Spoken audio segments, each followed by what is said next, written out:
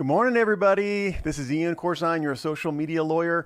We're here today to talk about the subject that has, I guess, been all over YouTube and the internet this week, and that is the TRILLER lawsuit against H3 Podcast. And there was a point where it was Ethan Klein, but this has really been a big deal.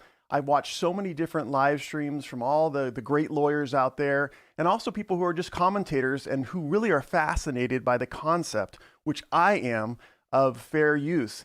You know, I'm a staunch advocate of free speech in society, and I don't care if it's in America or all across the world.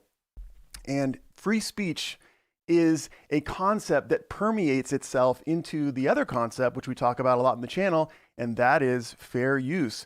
What is fair use? Simply stated, all it is you can use other people's video, audio, or images without their permission if you sufficiently transform the content so that people don't come to the content that you've published for the original purpose of the copyrighted content, but for your purpose. And those purposes could be a number of things. Very often we see commentary and critique. Sometimes we see education, and then very often we see news reporting. So really what this issue is about, I was brainstorming it this week, and I was saying, what is this really about? And it's really about creators out there like you fighting for their right for free speech, and secondarily fighting for their right to use fair use so that we can all benefit from the content that's floating around in the internet out there. So in this particular case, and we're going to go through some of the facts here, you know, this is a situation where the H3 podcast broadcast about 45 seconds or so of a fight between Jake Paul and Ben Askren from a couple of weeks ago. And this was a boxing type match.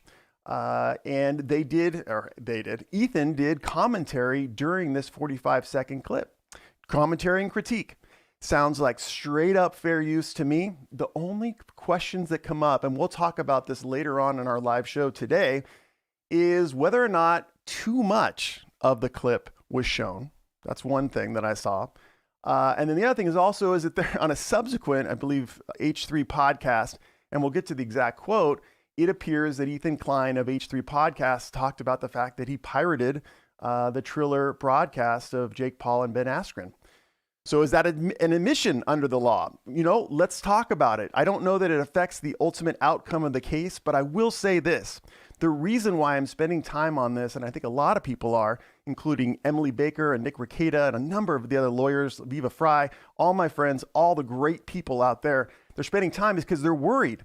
If there is an adverse outcome in this case between TRILLER and H3 Podcast, in other words, if H3 Podcast loses this or settles or somehow loses a lot of income as a result, that could change the landscape of YouTube for sure, but all social media platforms. You know, we've seen in the last week or so, maybe 2 weeks, YouTube really making a move toward YouTube Shorts.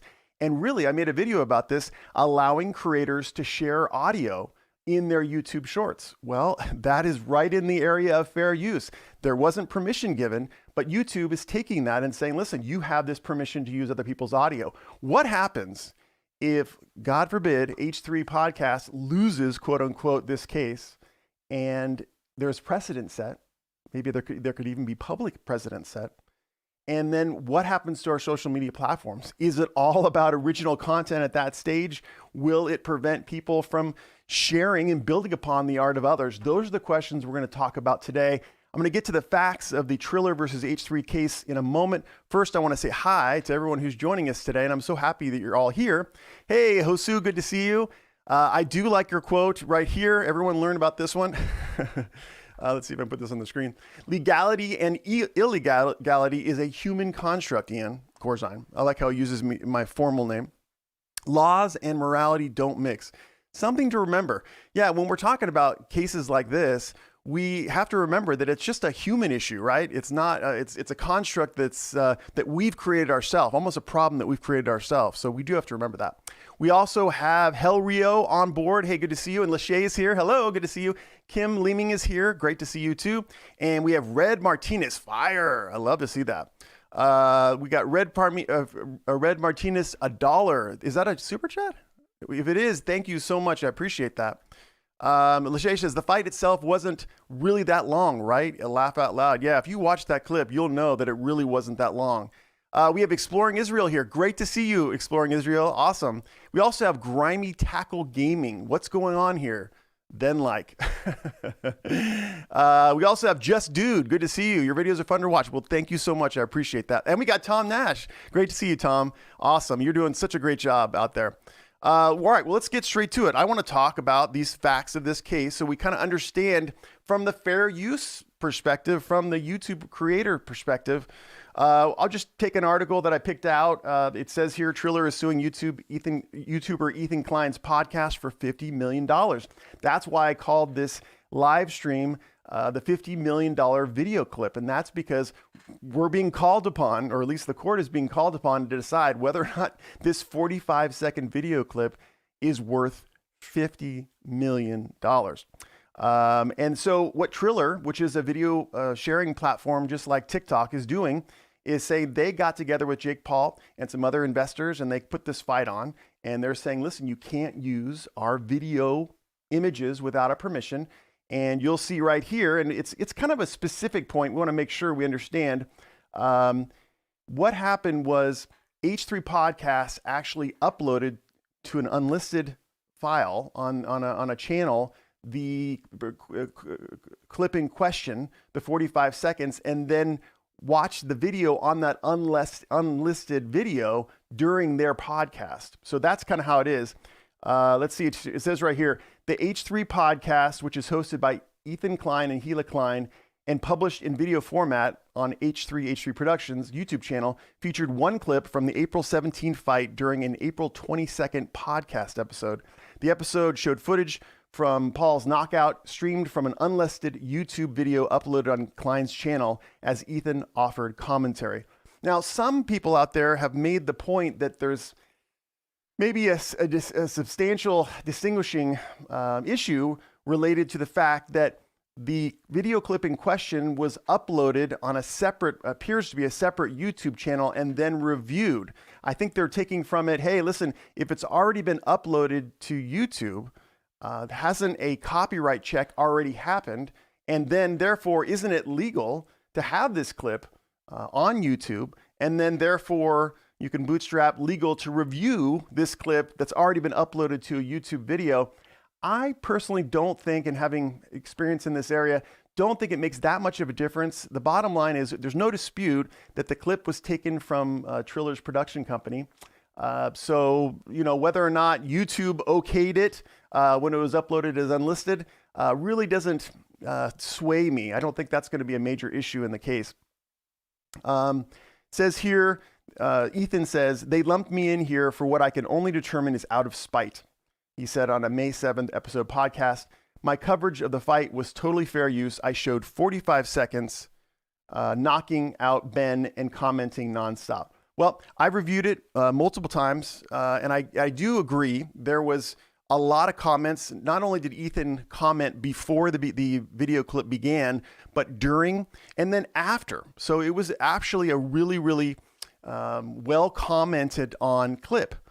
So that means that there is some attempt by H3 Podcast and Ethan Klein to comply with fair use laws. It's just a question about the amount of the clip. That's one of the things that came up is the discussion is, a lot of creators come to me in consults, and you can, by the way, you could sign up for a consult at iancorzine.com, but they come up to me and they say, listen, I want to use this clip. And I say, great. And I have some great opinions I want to state. I have some unique criticisms that no one has talked about. However, I want to use a minute of this famous movie. And my first thought is, whoa. Do you really need a minute to do that? Is it really going to inform your video piece by including a minute into your YouTube video? So some people are going to question when this lawsuit comes up and say, listen, okay, yeah, a lot of commentary, Ethan, totally true. You're definitely a news reporting function, commentary critique function under Section 107, but why did we have to display 45 seconds? That's going to be a question that's going to be open out there. Oh my gosh, it's so good to see Daniel here. Daniel, thank you so much. Just here to learn from the best. Well, Daniel, you did not have to do that. Daniel is a great friend, a guy that I've collabed with, met with personally. super, super great YouTube educator and also videography educator with a lot of interests, including eating a lot of crazy food and playing a lot of rock and roll music. Daniel, thank you so much. That is so kind of you to do that super chat. I really appreciate that. Let's see. It says, we got Arun Kumar saying, oh God, YouTube thumbnails got weird and weird every day. And also I know these kind of thumbnails attract people's. Yeah, well, I don't know if that's my thumbnail he's talking about, but I love Ethan's picture that's all over the internet where it's an up close. I think it's just so raw and authentic. So I decided to do the same thing for this thumbnail and put my face up there. I know some people are kind of blown away by that. Oof, you know. But let's get back to this so we can kind of understand the essentials of this particular. I'm going to make sure I get that super chat above there. So the suit comes after the Triller Fight Club, the event branch of the short form video app, previously filed lawsuit in a U.S. district court, which I used to clerk at, for the Central District of California on April 23rd, seeking $100 million from not only Ethan Klein and various people who allegedly illegally streamed content from the fight, but it also, the suit was amended with the H3 podcast no longer as a defendant. So on Monday, let's see, can you see that? Yeah. On Monday, the Triller Fight Club filed the new lawsuit with the H3 podcast only as its only defendant. We'll look at the lawsuit in a few seconds. The complaint reviewed by Insider alleges copyright infringement, violations of the Federal Communications Act, and violations of the Computer Fraud and Abuse Act. We'll talk about why that's important in a moment. Let me see if I can pull this thing just so I can. Why that's important in a moment. I'll tell you just off the bat that the reason why that is important, let me just pull this. The reason why that's important is because of the damages aspect for the lawsuit, but it's kind of a little bit too detailed maybe. Triller said in the complaint that the podcast illegally retransmitted the broadcast of the fight and that the defendant's acts of infringement were willful, in blatant disregard of, and committed with indifference to plaintiff's rights. Those are all legal terms of art that we use in complaints when we do civil actions. And the case was assigned to District Judge John Kronstadt on Tuesday. That's actually a good assignment. A person who's very familiar with technology in federal courts. What I really want to highlight here is Emily Baker, who's a wonderful attorney out there, just blowing up right now. Awesome to see her live stream. She's super, super knowledgeable. And most importantly, you should subscribe to her channel. She's a prior, I believe, LADA for 10 years running. And I got to tell you, LADAs, or district attorneys in general, are some of the most smart, knowledgeable, thinking on their feet type people. They're the people who get cases handed to them and they got to go try a case right away. So if you ever want some more legal content, go to Emily D. Baker's channel. What she says here is the argument here is going to be, we did it after the fight for news purposes. We didn't use it in a way that would take viewers away from the fight. What she's describing right here is the transformation purpose. In other words, she's alleging that Ethan Klein of H3 Podcast displayed these 45 seconds for a news purpose, and therefore it was sufficient transformation to constitute fair use. Now, what she's also referring to in that last sentence is she's saying, listen, people weren't tuning in to the H3 podcast on that given day to watch the fight. That was the original purpose of the video, right? To watch Jake Paul win the fight against Ben Askren. They were tuning in for Ethan Klein's commentary and critique, and I would say parody of that particular clip. So that's the point she's making. And I think that's the main thrust of the argument that H3 podcast and its counsel are going to make when this goes forward in the litigation. Let me just make sure if there's anything else that we need to know here. Yeah, I mean, just remember that this is not Ethan Klein's first rodeo. As you guys know from as longtime YouTubers, he was involved in a seminal case that really gave us a lot more protection for fair use on YouTube. In 2017, he won a lawsuit against YouTuber Matt Haas, who claimed that the clips Klein used in his commentary videos infringed on his copyright. The judge ruled that the use of Haas's videos was fair use, setting a legal precedent for YouTube commentary videos. So Ethan is super schooled in this area, and that's why this particular lawsuit is quite important. And because Ethan has already won in the fair use court system. And so Triller taking on this challenge is really almost thumbing its nose against established precedent, trying to take a heavy hand at kind of dominating our fair use rights. Imagine if this went to trial and there was some sort of judgment in favor of Triller. It could be used as precedent for other large companies like Sony Entertainment and Paramount and all these companies for making lots of claims on our videos, filing lots of DMCA takedown notices on our videos, and then taking them down, which would really impact us creators. And what it would end up doing ultimately is it would be pushing down smaller creators like you and I down below, and all the large mass media type creators, or just say mass media corporations, their content will be pushed up because they either have the clout to use these clips and not get sued or win the lawsuits, or they originate the material themselves because they have so much money. You and I oftentimes are forced to use other people's content because we don't have the means, and we want to add to the commentary. We want to exercise our free speech rights, but we can't call up, Drake and say, listen, you just made this political statement. I want to make a comment on that. May I use this portion of the song? First of all, it may not be up to Drake, but secondarily, there's no way you're going to be able to contact him via email or DM and get his permission, whereas NBC News might. So that's really just, I want to get to some comments here. I want to say to Tom here, Tom says, Triller has no case. Come on. Well, there's a couple things that I want to talk about when it comes to that. I love Tom's. Hello, Ian Corzine. Take me to your leader. I think that's so sweet. Jed Lockett Productions says, good afternoon. It's afternoon where you're at. Cool. It says here, Grimy Tackle Gaming. I'm still going to watch. I'm interested now. Well, thank you, Grimy Tackle Gaming. I know it's kind of funny. You probably do fishing content, which, by the way, I'm going fishing next week in Florida. I'm really excited. Let's see. Oh, that's the thumbnails comment here. I've got to go. Oh, there's Nate the lawyer. Hey, Nate. Great stream. This is a mess. Laugh out loud.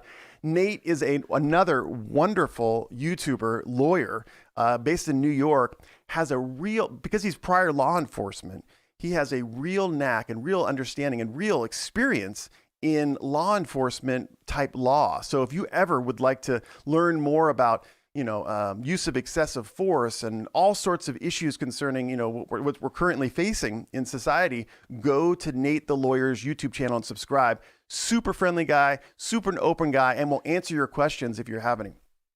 Tom has a question here. Ian, isn't fair use if they used a few seconds to review the clip? Yeah, well, I mean, it's hard to decide right up front, but the bottom line, because, fair use is an elastic concept. But the bottom line is if you do use a small portion of video and audio and you do some commentary or critique or some news reporting on it, you have a much better case for fair use in the court system. So yes, the answer to your question is yes, generally so. And then he's saying it has all the elements of fair use, which is true. Ian, you're buffering. Okay, I'll try to figure that out. Let me just see if I have my...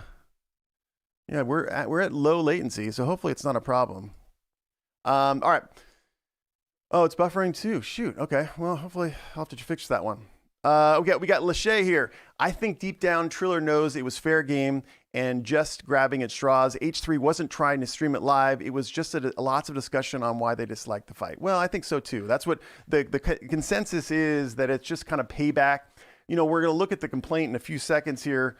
But the bottom line is, the $50 million, I think the streaming cost was around $50, and they think that there were, 100 million or 10 million illegal live streams or something like that. Or no, I think it was 1 million illegal live streams. And so that's how they arrived at the $50 million damage component.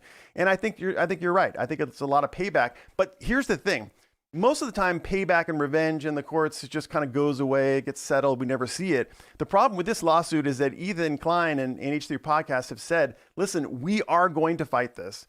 And I think, haven't heard him say it, but I think it's because they want to make precedent. And again, their money is going after protecting you and I, because if they can win in this particular lawsuit, I think it's going to go a long way to again reinstate our free speech and fair use rights on YouTube and the other social media platforms like TikTok and Instagram and YouTube and all that stuff. Let me take you real quick to the complaint if you guys want to check it out. I'm not going to go into detail because I know a lot of other lawyers have done this, but I just want to point out a couple things that I see, having done litigation just like this in federal court for 20 years. just to look at it. I mean, there's been some opinions about Novian as lawyers out there. It looks like they have some higher bar numbers. My bar number is 199642. So, and I've been doing it 20 years. So they're in the 277 and 305. So it looks like it's some younger lawyers involved. Really interesting question about the filing of the lawsuit. Triller actually is a Delaware-based company. And I don't even think that H3 Podcast is actually, it's a corporation that they formed. And in the complaint, it's alleged that they don't know where the corporation was formed.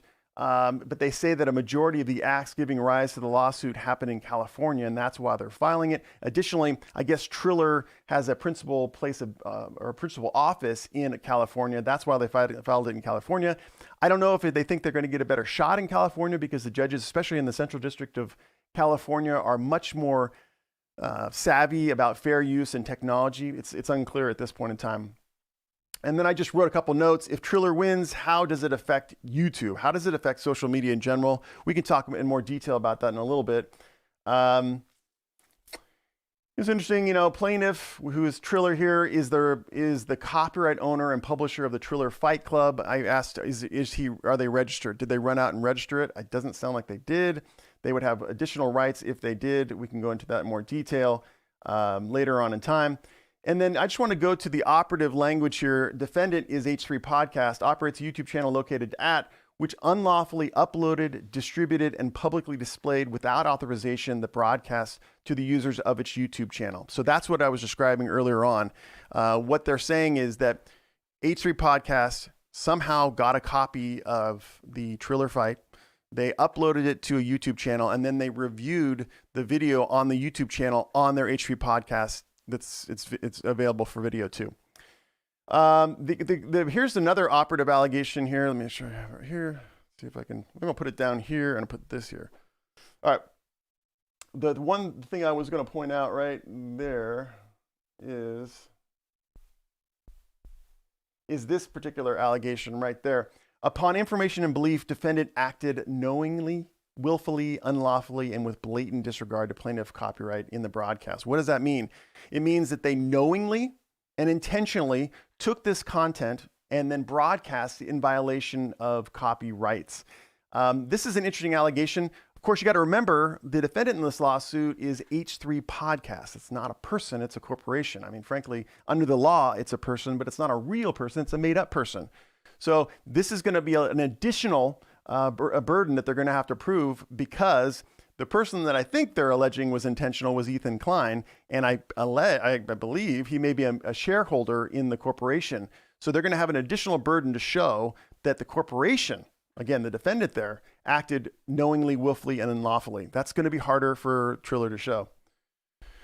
And then, of course, we have this allegation. See right there? Yeah. The $50 million allegation as far as damages goes. I go, wow, how will they prove this? That's going to be a tough one. It's so funny. When I was doing many lawsuits in court, oftentimes you don't have to plead the damages. You just have to plead that they're higher than the minimum jurisdiction in the court. And these guys made clear that they wanted to say, that it was a $50 million lawsuit. So what does that mean to me? It means to me that it's a media play. They just want to get that $50 million number in front of people. It's interesting that they chose $50 million in this lawsuit, and then the prior lawsuit they filed, it was $100 million.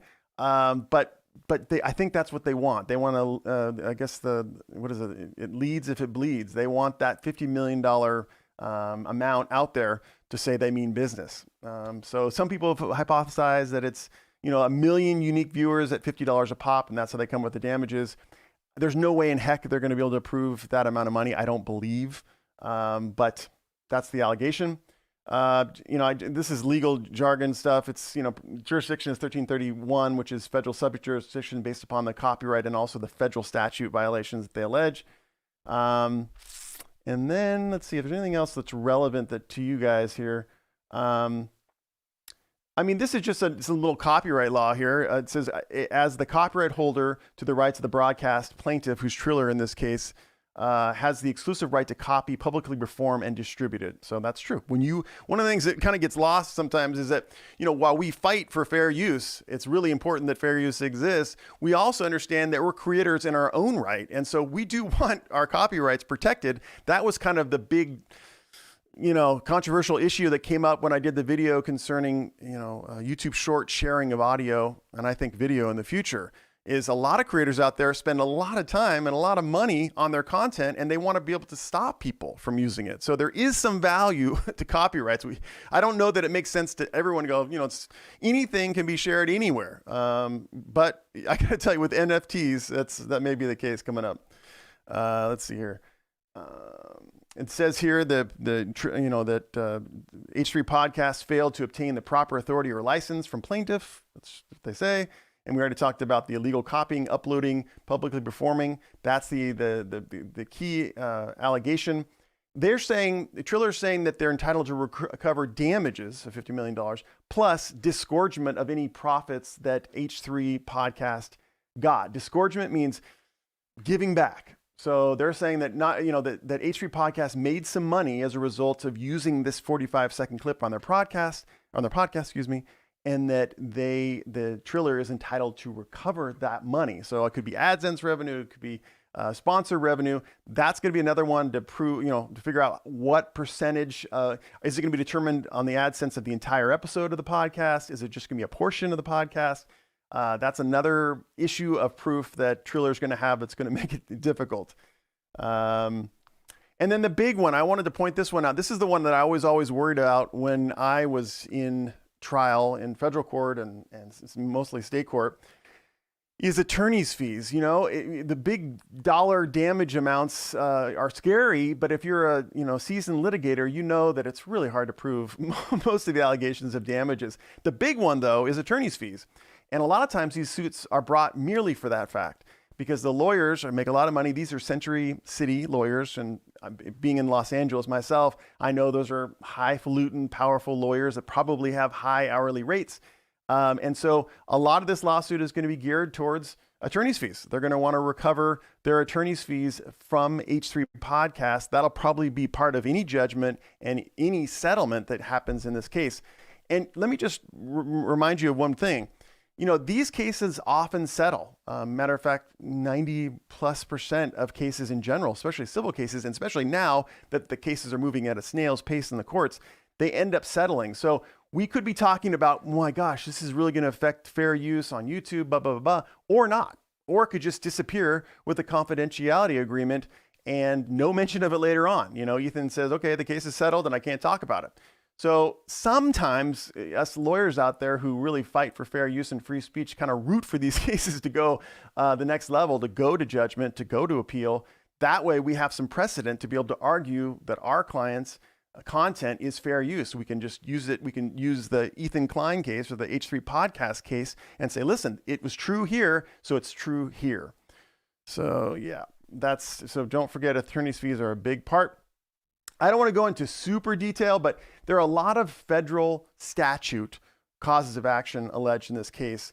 And so the purpose of those is to get to statutory damages. And some of them, and I don't want to take too much of this time, but in this one, there's a per violation, $110,000 for each violation, plus an award of reasonable attorney's fees. Most of the time, when these cases either settle or go to judgment, they settle for a cause of action or less. In other words, these are redundant causes of action. They usually recover pursuant to one or maybe another cause of action. But you're obligated as a zealous advocate of your clients to allege as many causes of action as you possibly can to avoid losing the rights to those causes of action. Another federal statute allegation as far as a violation, and we come here with a maximum amount of $60,000 per violation plus reasonable attorney's fees. And then we also got conversion. There's been discussion about, conversion doesn't belong here. I've seen in many, many lawsuits, conversion in here means stealing. So it's a state law claim that is probably attached to this lawsuit based upon supplemental jurisdiction of the federal court. And I don't know. Most of the time, you're not going to get recovery. There's no attorney's fees that you can get with conversion. I think again, this is just an attempt by the TRILLER attorneys to allege all potentially applicable causes of action in this case. Is probably a non-factor in the case. And then we got another statutory cause of action where computer fraud. This one is kind of weird. I don't know about this one. Accessed a protected computer containing plaintiff's live internet streams of the broadcast. Don't know anything about this one. I've heard no facts out there relating to this particular cause of action. I don't know if there's any allegation that H3 employees somehow accessed a protected computer and then got the stream of the broadcast, and that's what they uploaded to the YouTube channel. Don't know. Then I want to point out to one more part, and that is the complaint alleges vicarious copyright infringement. You don't often see vicarious right up in the title of the count in this case, or the cause of action. But basically what that means is there's a concept out there that's in Latin called respondeat superior. And basically what that means is employers are liable to the extent their employees cause harmful acts. And so they're saying that an employee of H3 copyright infringed, and therefore the corporation itself should be liable for that. So particularly they're talking about Ethan Klein. And then, yeah, I don't know. I don't know if this is true or not. I went through the statutes and, I don't know if they mean to say a violation of 17 U.S.C. 501 or section 106. 501 is a penalty section, damages section. So it's unclear about that one. And then let's see. I was just questioning a little bit too about the copyright infringement. They do not allege, you can allege in copyright infringement cases both your actual damages or statutory damages. They allege actual damages in the copyright infringement case, and they don't opt to allege statutory damages, which could be $30,000 per violation if there's no intent to infringe or there's a negligent intent. And then intentional or willful, you can get up to $150,000 per violation. So it's not clear why they didn't allege in the alternative. They just allege actual damages. So what's going to happen after this? What's going to happen after this is there's going to be a period of time after service, usually 30 days they have to respond to this complaint with an answer. That's what Ethan's lawyers are going to do. And the answer is pretty boilerplate. It just probably will uniformly deny each and every allegation, and then will adduce its affirmative defenses out there, what it can do to defend this case. And then there's a period of discovery that'll take place. There may be settlement discussions that go on at that point. There may be depositions in which Ethan is called upon to answer questions orally in front of counsel for TRILLER. And then that evidence is used for either a motion for summary judgment or later on in trial for impeachment type stuff.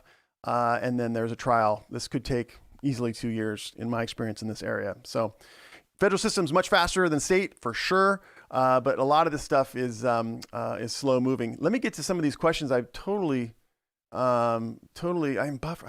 huh? Okay. We got Ron Colvin here. Hi, I can't watch this live, but I will catch it later today. Thanks so much. Enjoy your day. Well, thanks, Ron, for joining us at all.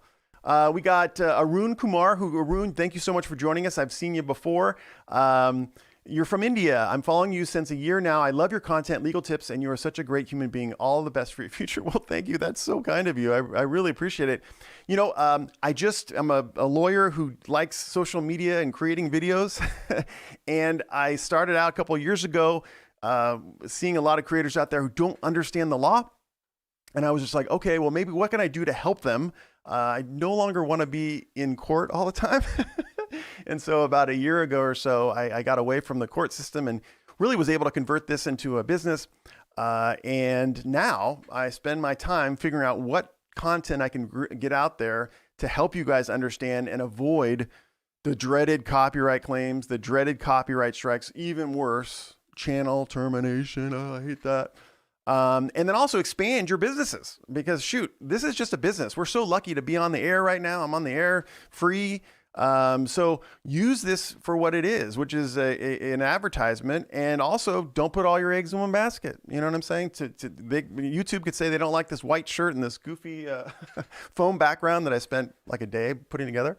And I'm off the air, but luckily, I'm on LinkedIn, and luckily I'm on, Rumble or whatever. And so I can go to those platforms and again, get the word out about one we have an absolute right to free speech in this country, and I want to argue in the globe.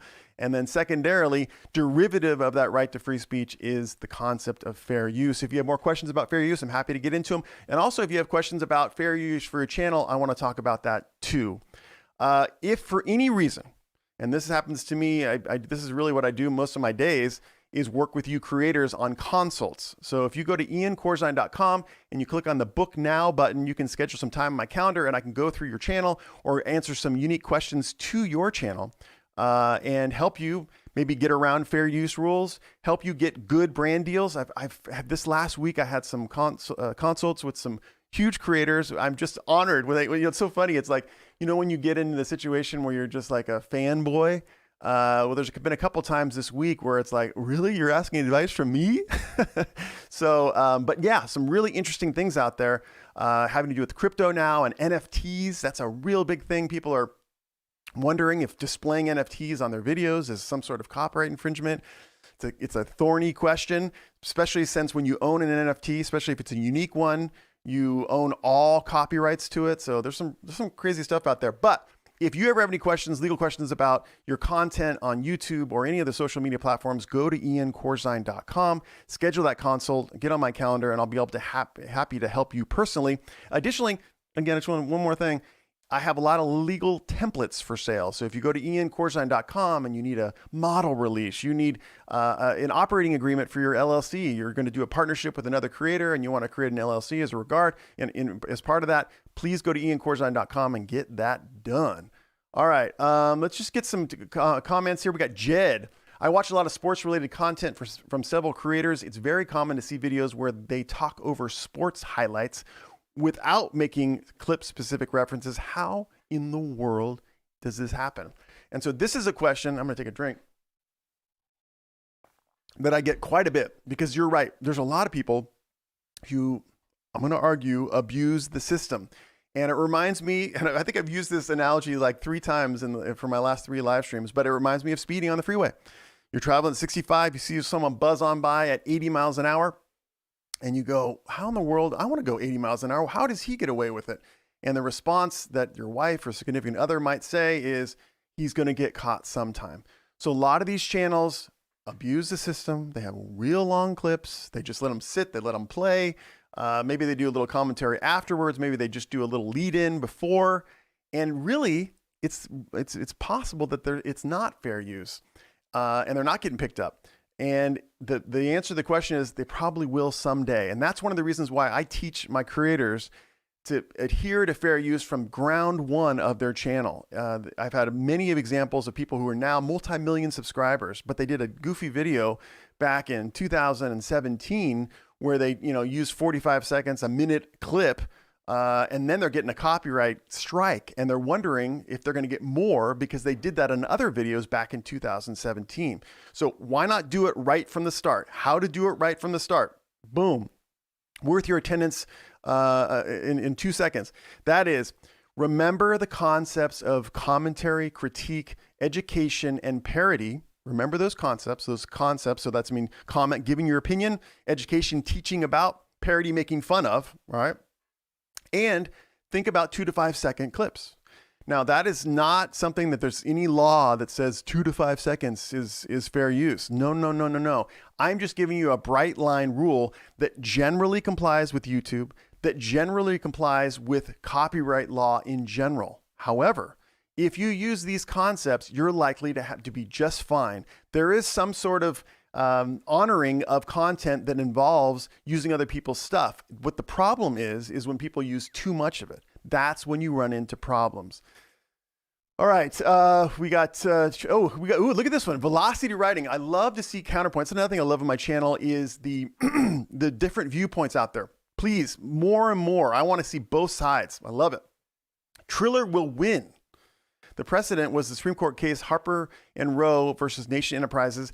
The issue is not length, but that the most valuable part was used, the heart of it, the content. I love this velocity writing. So smart. Absolutely.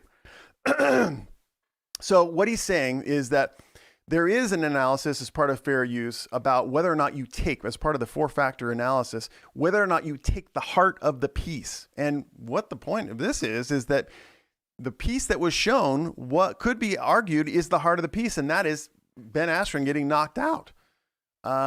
So H3 took that. They did do some commentary about it. But that is the main reason to even see the fight. In other words, a lot of people just tuned into H3 and they go, I don't need to buy this or buy the replay. I don't even know if there was a replay, but if there was, I don't need to buy the replay. I just saw it. Boom, knockout. The one reason I will say that this may not carry the day is because a lot of photographs were displayed on newspapers, online stuff, magazines, things like that, which had the knockout too. And frankly, if you just see a punch and some guy falling to the ground in a photograph, that's the fight too. So was this truly the heart? I don't know. A lot of times people argue, especially in sports events, that the heart is actually the lead up to the game itself. It's not the final touchdown. It's not the grand slam. It's that lead up. So I love it. Velocity, you're thinking really, really smartly. It could very well be that way. But I will say that I think length is really important here, because what I always talk about with my creators is they always want to put a lot more than they need. They don't need that much. People get the drift. You know what I mean? Think about this. Put yourself in the position. If H3 had just displayed an image of the knockout, would you have turned away from the podcast? Would you have not been as entertained? Probably not. Now you could argue, oh, well, they're displaying a photograph that they may not have the rights to. Well, that's possible. But I bet that photograph display was a few seconds and the commentary would be before, after, and during. And there's also the possibility, because you can go to royalty-free sites like iStock Photo and buy live news type coverage photos for money and be able to have a license to display it in your videos. So again, not arguing one way or the other. I just like to, examine the different parts of the argument. But I mean, did they really need the 45 seconds? Ask yourself that question. We got Quarantine Gaming. How you doing, Ian? Good. I'm doing good. Thank you so much. I'm happy on a Saturday that it is Saturday. Oh, Jed Lockett. The foam background looks great. You're looking good as well. Well, thank you so much, Jed Lockett. Yeah, I thought, and this is a creator point. I thought that if I had this foam wall, because I have this little garage room that I do my videos in and stuff, that this would stop the echo. And so I'm always trying to figure out ways to have less editing on my videos. And I thought that if I had this awesome wall, I wish I could show it to you. Well, I'll show it to you sometime. It's a whole wall. And I just got these off, online, and it was something like 10 cents a piece. And I stuck them on the wall, that there would be no echo. And I found that absolutely is not true. The only way to stop echo in your videos is to talk close to the mic like this, or get those foam things that face you around the camera. You surround the camera and then you talk to them, and then I guess your voice bounces off them and deadens. That's the only thing I've been able to find. And I got that tip from my good friend Armando Ferreira, who's an amazing YouTuber all about videography, photography, making movies. If you haven't watched his channel, Armando Ferreira, please do. It's awesome. If you want advice on cinematography for your YouTube videos, watch that. But he told me that, and I got it. And it's cheap, and it's way better. We got K.I. Jen. My dream is to have you as my lawyer. Well, thank you so much. I'd be happy to be your lawyer, or at least to give you some experience from my years in the federal courts and the state courts. By the way, if at any time, if you guys are new to this live stream, I'm so glad you're here. My name is Ian Corzine, your social media lawyer. I help creators understand the law. Please like this stream so that I can move up the charts on this thing. And also, if you want more content that's all about what you can do to be a better creator and comply with the law, subscribe. I'd love for you to join us. I do this on Wednesdays and Saturdays now, and it's fun. Just Dude, sometimes I wonder if there's any value to having a channel ad at all. I have a Photoshop channel, and it seems if I use the wrong image, I'm screwed. Well, Just Dude, I totally agree with you. It is very difficult. If you're in the space where you're not displaying original art, your original video, your original images or audio, it can be very difficult. And then it makes it even harder. And I feel for you guys, because I'm doing the same dang thing. What's really popular now is review type videos. I mean, if you look at the top channels out there, the top 100 channels comes out every month. You're looking at child's content, and you're looking at review channels, and then we're looking at big famous music artist channels. Those are the top three. So a lot of people are like, dude, this is what people want. So I'm going to do it. Plus, it's fun. It's a great way to be able to excite people to look at different things and then to give your perspective on them. The point I'm trying to make is you've got to do it the right way. Because if you don't do it the right way, this is what happens. Lawsuits happen, and it's real. And it's going to get more and more that way. I hate to be so negative, but guys, what's happening right now, especially when a lot of the mainstream content is being pushed up to the top, is that the social media platforms are getting less and less tolerant, for third-party material. So this problem is happening across the world, and if lawsuits like this succeed, like Triller wins or gets a settlement out of this thing, then they're going to be emboldened to do more lawsuits. So please, I don't mean to be negative, but please learn to do it the right way first, so you never have to be sued. And I have to tell you, it's not a fun process. I've done it to a lot of people as a litigator. I've had to defend a lot of innocent people as a litigator and also a federal prosecutor. I was a special assistant U.S. attorney back in the 90s. And, I am familiar with the disaster that happens when a lawsuit occurs. You don't want it. So just learn to do it the right way. I gave you some tips just a few minutes ago, but I will say this, if you want more, I've gone into detail about how to do fair use, how to do trademarks, how to comply with YouTube copyright, Instagram copyright, TikTok copyright. All those are in my catalog of videos that you can find on the YouTube channel. Let's see. Okay. Oh, Lachey says, laugh out loud. Whenever I get started, I most definitely will hit that book now. Really appreciate all info you provide for free and such a great person. Well, thanks, Lachey. I really appreciate it. Yeah. The other thing is, if on my website, I do have a free copyright book, and it's an ebook, simple. I try to, it's almost like as simple, too simple maybe, but it goes through YouTube and general copyright rules, and it's not even long, 30 pages. You can download that for free at iancorzine.com. Again, iancorzine.com. You get your free copyright book, and it goes through kind of in detail, but in simple terms, the copyright law you need to know. All right. Jen thinks egg crates are great. Well, thank you so much. And Lachey says, I think they could have cut it a little shorter, but I still don't think the 45 seconds that they did show really made much difference. They showed a few pictures, so it could have been 15 seconds to get the point. Yeah. Guys, it kind of goes beyond this lawsuit by Triller and H3, and that is get creative. How little content can you borrow and get away with it? I think some people, I don't know if they're insecure or they just think that it's needed, but some people who are doing third-party content videos, review videos and things like that, think that they need to show a lot more. And I will say this, less is more. Most of the content creators now are creating as quick, as efficient content as possible because people's attention spans are greatly shortened. So please get creative on these things. If you're describing a scene from a Marvel superhero movie, well, maybe you can flick on the screen an image of Iron Man. I guess he's Marvel. Iron Man, all right? And then you can move away from it. Then you can go to one of those sites like Upwork or Fiverr, and you can commission artistry. You can do diagrams or animations. It doesn't cost too much money, and bring those in. Those will further pique people's interest, and they'll be creative, and you won't get in a situation where you have a copyright infringement lawsuit like H3 now has. So just get creative out there. You don't need as much content as you think you need. Let's make sure I didn't skip anything. Yeah, okay. Okay. So yeah, so that's that. Let me see if I can do a little bit more on this, because I want to make sure we fully talk about. Oh, what is going on? I'm done. Talk about these things, these allegations here. This was an interesting article that I looked at. Let me see. Where? Yeah. Oof, sorry.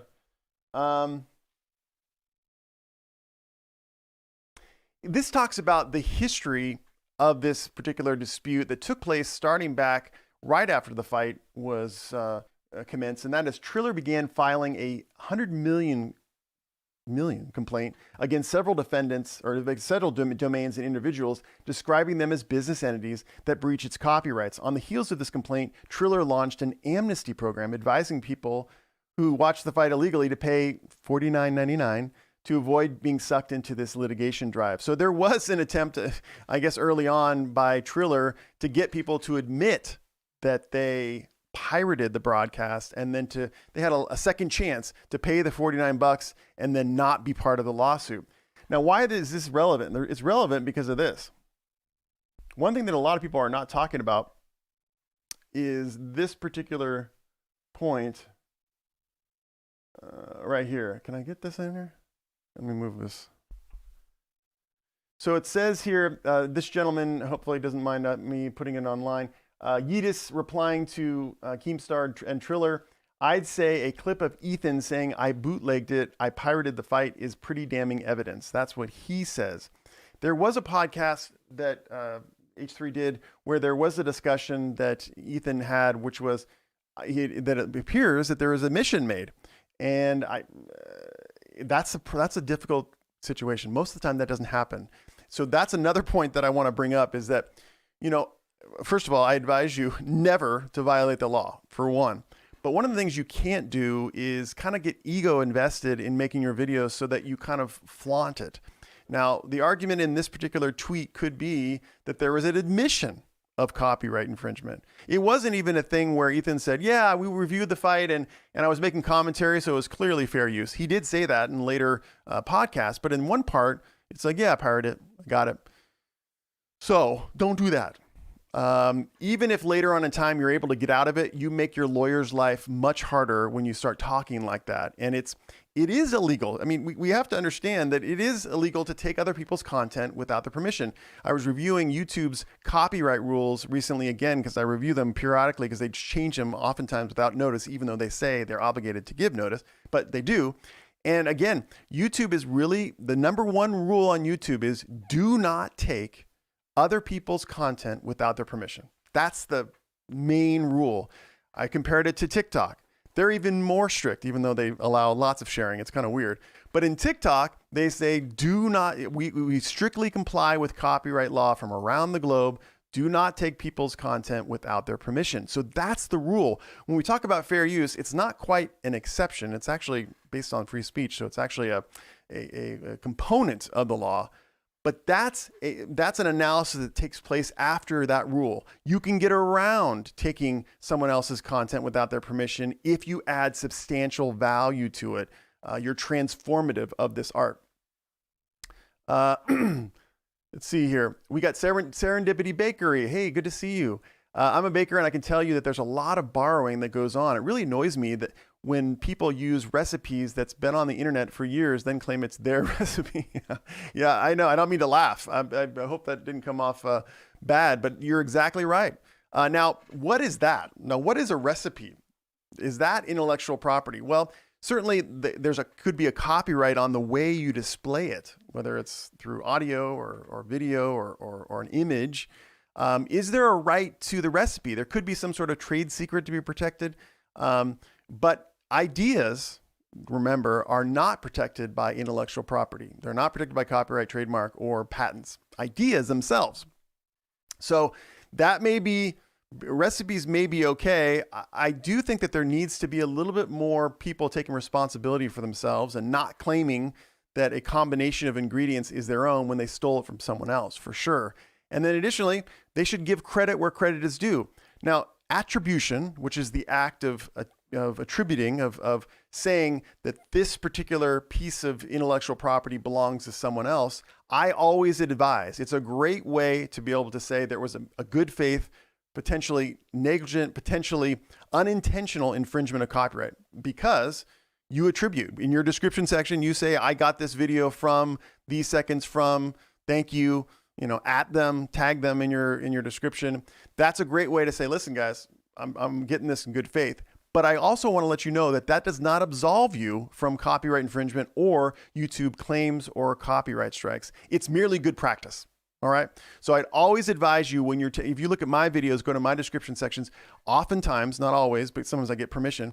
But what I will do is I will attribute the clips that I got into my description section and advise you to do the same thing so that you look like, you're complying with the law. We have Alan Velasco. Thank you so much for joining us, Alan. Can I use all the sentences from a TV series in random order to make an English as second language course? I only show 1 minute or 5% of the actual video. This is a question I get tons because there's so many English teaching or language teaching creators out there who make so much money. By the way, I had no idea that is a very lucrative business. So can you take sentences out of order from a TV show and then use it to teach? Well, the answer to the question is it depends on the situation. I would say yes, ordinarily, because really what you're doing is you're actually taking combinations of words. It's almost like, different notes in a song and rearranging them in your own order. That's been done from the beginning of time. The problem you run into, which I see a lot of successful language teaching channels doing, is they try to take pop culture, they put that on the screen, and then they try to teach from that, all right? And here's the difference. They go, listen, dude, it's fair use education. I'm helping people learn English. I'm helping people learn France. So yeah, I want to put on some scenes from Spider-Man, the latest Spider-Man movie, but people like that. They want to learn to talk like Spider-Man or whatever. I don't know if they want to talk like Spider-Man, but that's what they want to do. And I go, no. Now, when we talk about fair use, at least according to American fair use, the education has to pertain to the clip you actually played. And usually it does. I'm teaching them to say, the power of responsibility or something like that. But the point of it is that you're maybe teaching them how to say that, but you're not teaching them about the clip itself, about the art itself. So I've used this example before. You want to teach people how to make beats for rap songs. So you use a small portion of a Drake song because it's a really innovative portion of the song and you can teach from that. So you're teaching about the beat made by using the Drake song. No one is tuning in to your broadcast, to your podcast to listen to the Drake song. They're only tuning in because they want to become like Drake and famous and rich and all that. And they want to make these great beats. So you're educating about the contents of that actual clip. So I would discourage you from using pop culture. The big one is punchlines for jokes. I've even done that in my videos from time to time.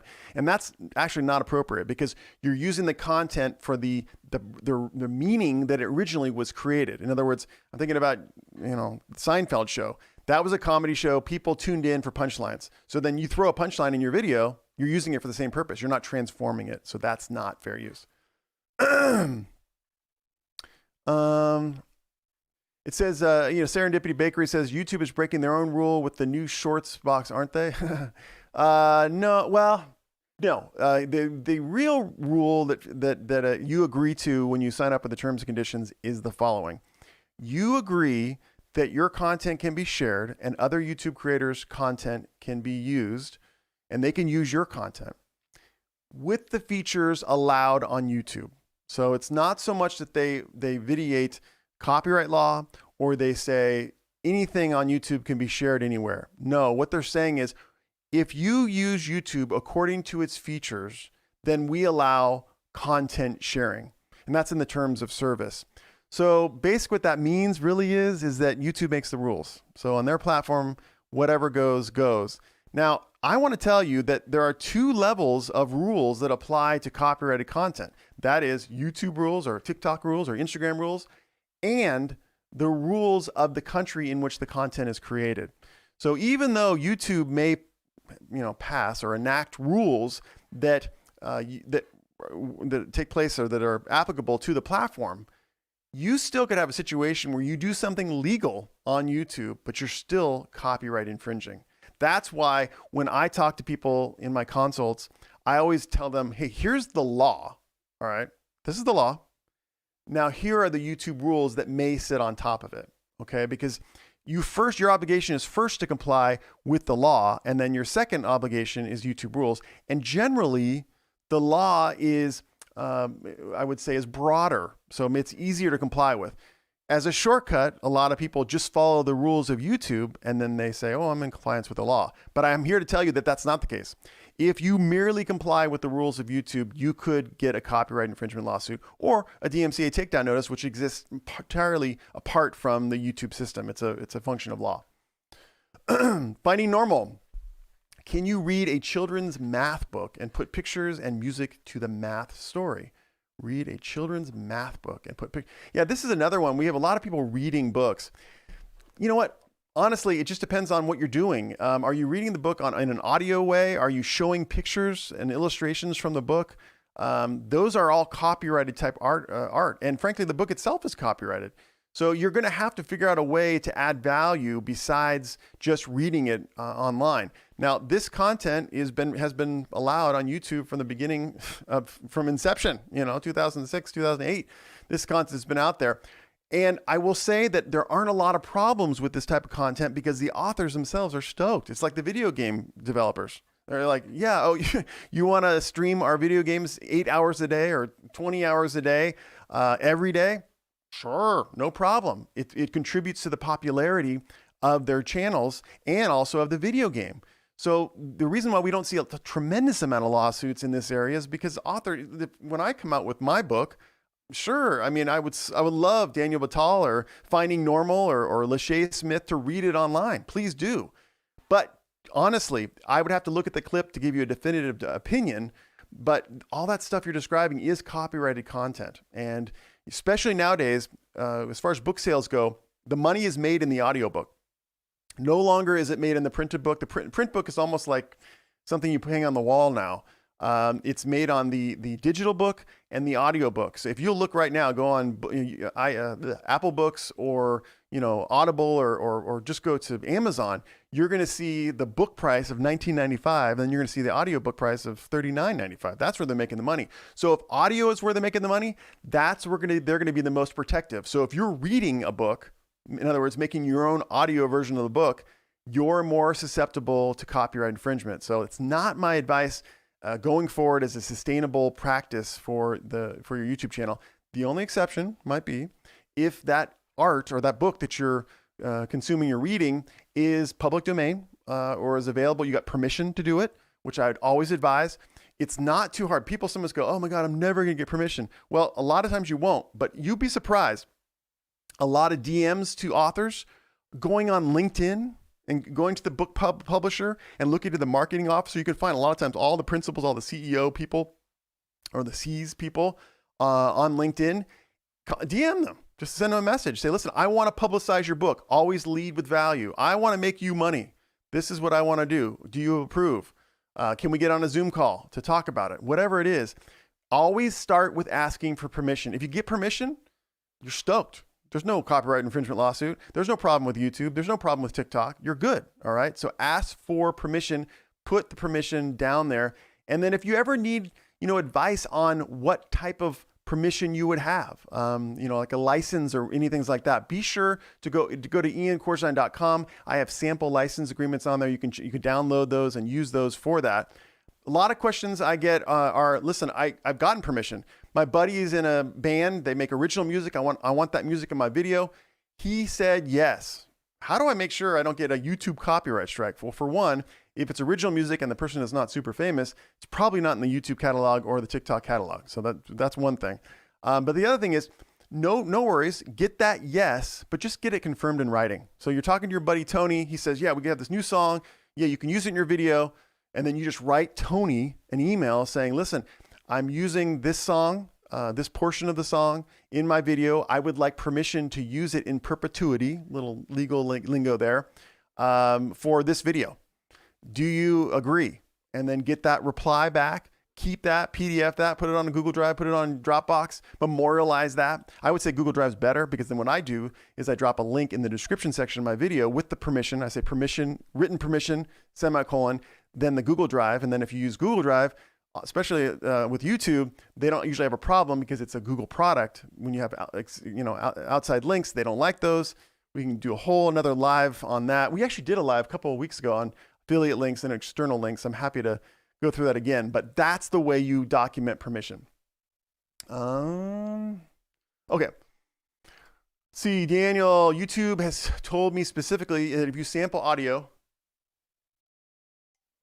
from another creator, you need to abide by the TOS. Absolutely. What does that mean? That means that you do it the way YouTube wants you to do it, which is when you create your short, or actually when you see the video, and you go down to the bottom, you click on that lower right-hand corner, and then you can use that audio from that video. That's what they want. YouTube allows sharing, but only according to the terms of their service. They call it the services and the service. So That's right. Now, if you just did things like a lot of us do, which is you download the video, pull the audio, pull the video, whatever it is, technically, that is not according to what YouTube's terms of service say. That is going outside of the system. You're using an outside app to download the content. You might argue it's the same, dude, but YouTube knows it's not, because I don't know if you ever I've created my first short using the YouTube audio library, which, by the way, it's the goof. My daughter thinks it's the goofiest thing ever. She says it should be a meme. If you want to check it out, it's with Lil Nas X. It's so lame. But I wanted to experiment with this YouTube audio library for shorts, which, by the way, is absolutely mind-blowing.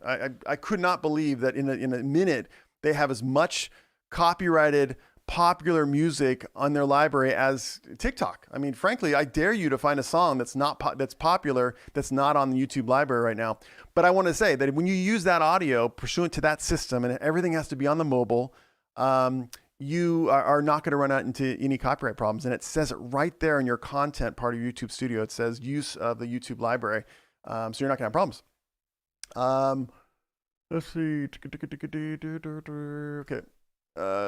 Daniel says, and again, Daniel, thank you so much for the super chat. I mean, that's just absolutely amazing. Thank you so much. I appreciate it. Don't sample anything that might contain permissions you don't personally have as a creator. I think we can leave that up for a long time, especially because Daniel plays lots of music on guitars and he writes his own music. And so one thing that's great about Daniel's channel is that he's sensitive to both the creator side, or actually the creator using third-party content side, as well as the creator copyright side, which is me too, because I've been on both sides. I am a fervent defender of fair use, but I'm also an aggressive defendant of copyrights. I think we have a right. Now, it's been eroded over time, and the existing laws, especially in America right now, are not suitable to protect our rights as creators as much as they were in the past. Things need to change for sure, and I'm going to lead that change. Suggest alterations all the time. You wouldn't believe it. I go through YouTube rules like a complete nerd, and then I email YouTube help, and I say, "You have a spelling error here. Did you mean this?" Because you'd be surprised. YouTube, I mean, many billion, trillion, whatever corporation, they have a lot of problems in their terms of service, their copyright policies, their community guidelines. There's like spelling errors and all sorts of crap. So I'm the guy, a lot of you guys are out there going, playing golf, going to a local bar. You could rest assured that I'll be sitting at my little stool and desk going through goofy YouTube rules. I'm a nerd. Okay. Oh, thanks. Let's see. I've been demonetized for over 10 years. Fred, I'm so sorry.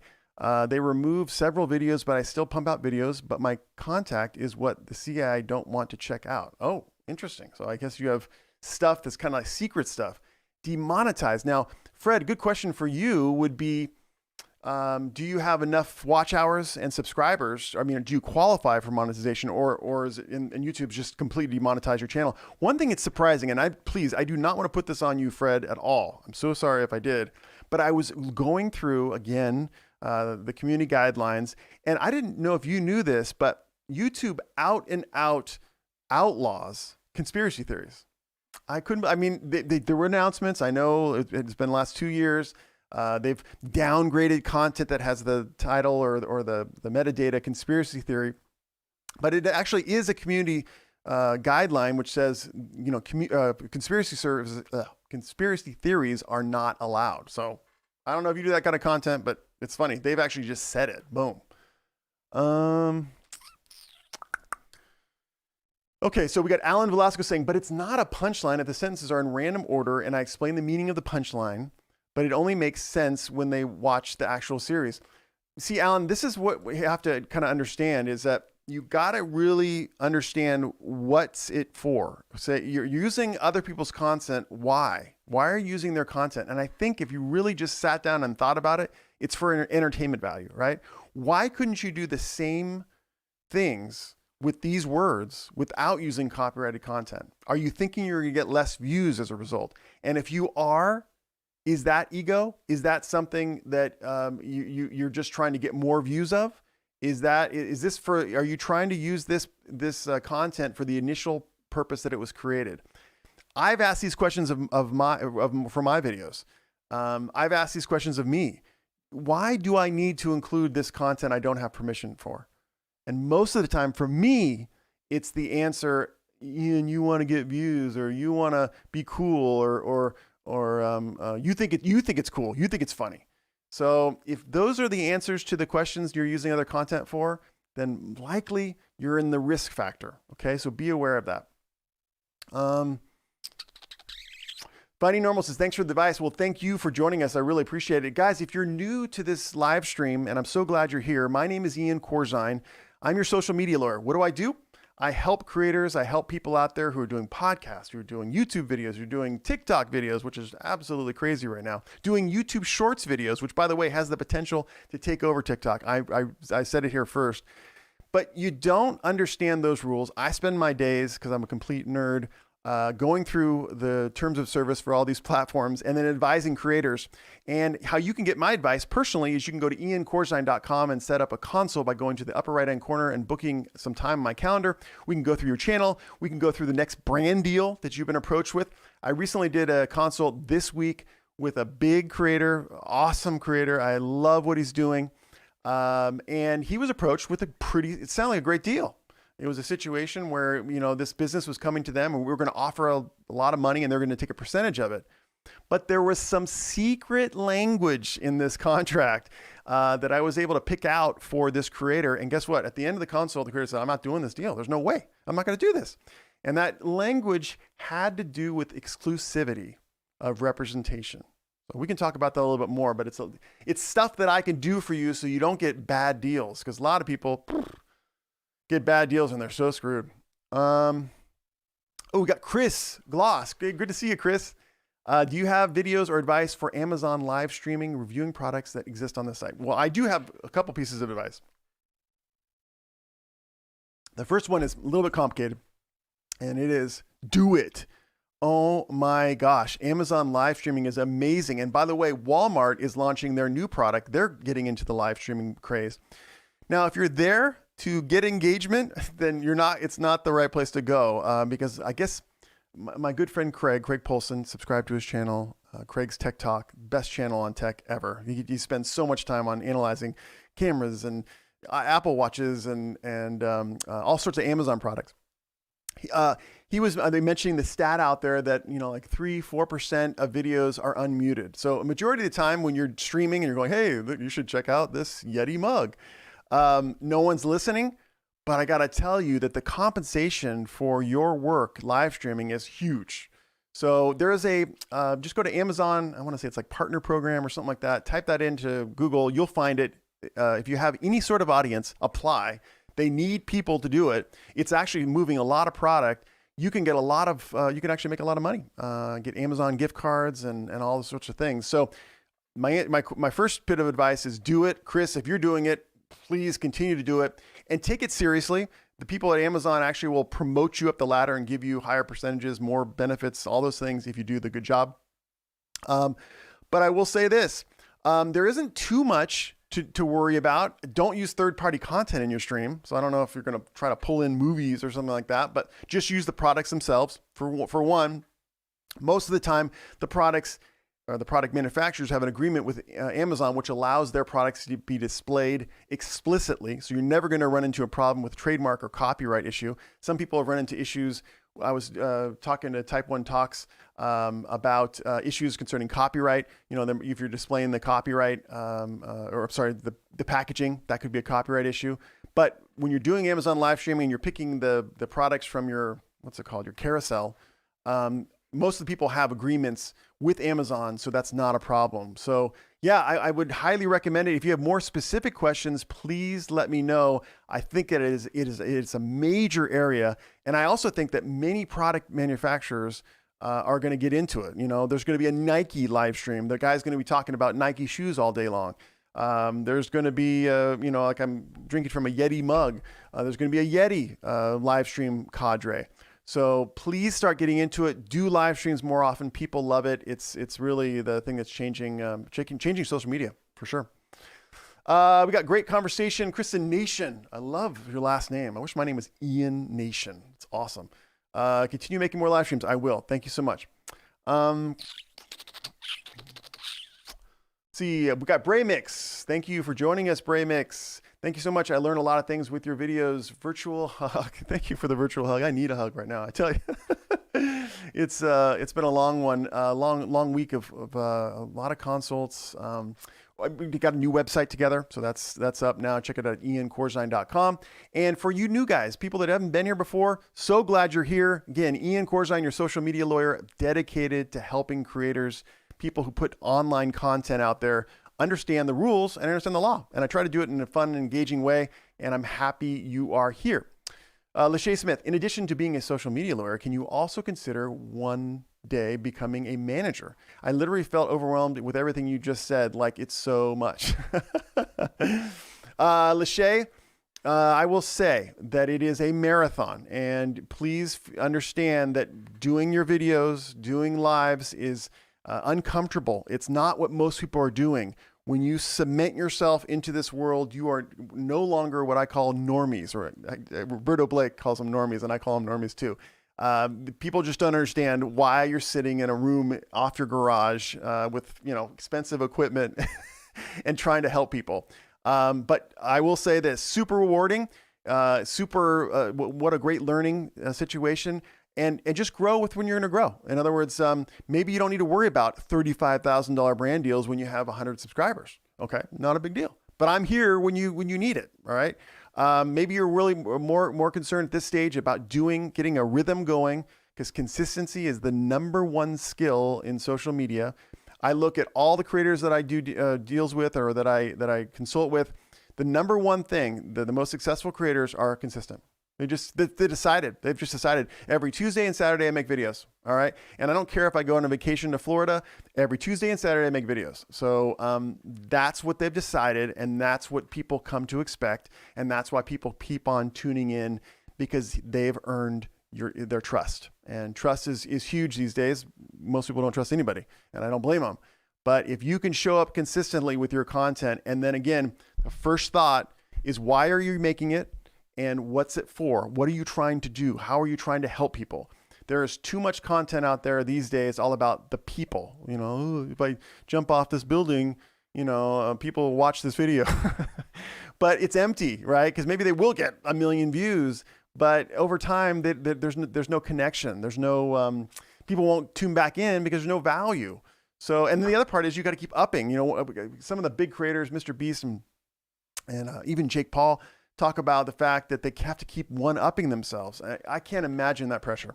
Can't imagine the pressure of going, I'm giving away $1 million, and then making a video the next week, I'm giving away $10 million. I mean, it's just mind-numbing. So if you don't want to get on that track, what you need to do is say, what can I offer to people where I'm at? And also let people see you in your journey. So if you're a beginning creator, let people see I'm a beginning creator. I don't know how this thing works. I don't know if I push this button, I'm going to go to this camera.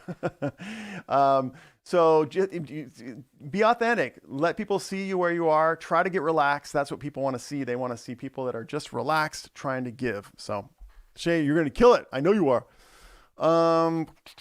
Serendipity Bakery.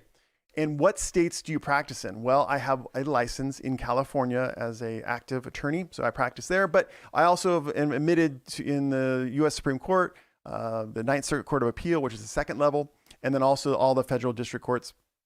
And I practice in every place. Obviously, I've never gotten to the U.S. Supreme Court, but I've done oral arguments. You can actually look at videos of me, pretty crazy, arguing in front of the Ninth Circuit Court of Appeal.